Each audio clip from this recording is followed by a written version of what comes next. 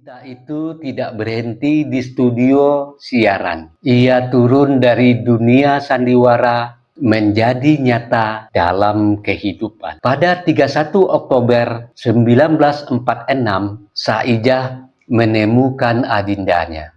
Bukan lagi dalam cerita, bukan lagi dalam peran, tetapi dalam pernikahan yang mereka jaga seumur hidup. Dari sebuah studio radio sederhana, lahirlah bukan hanya kisah cinta, tetapi kisah pendampingan, kesetiaan, dan pengorbanan yang kelak akan menguatkan seorang lelaki menjadi simbol kejujuran negeri ini. Awal pernikahan, cinta yang tumbuh dalam kesederhanaan. Pernikahan itu tidak dimulai dari kemewahan, tidak ada gedung megah, tidak ada gemerlap pesta.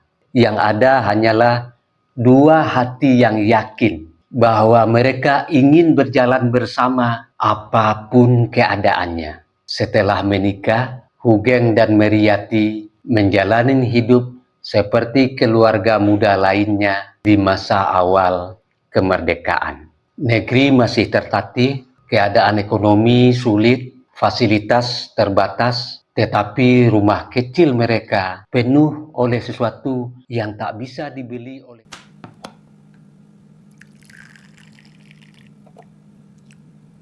Sahabat ngopi dulu.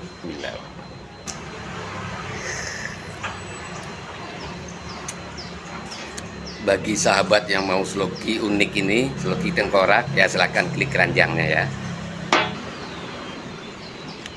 Sahabat bagi perokok tahu persis rasanya ketika dia mau menyalakan rokok di pinggir pantai atau di tanah lapang.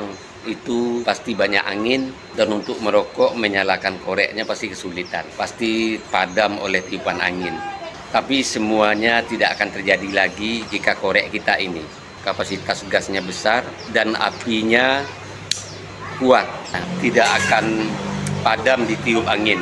Jadi jika sahabat ingin korek seperti ini, cek di keranjang produk.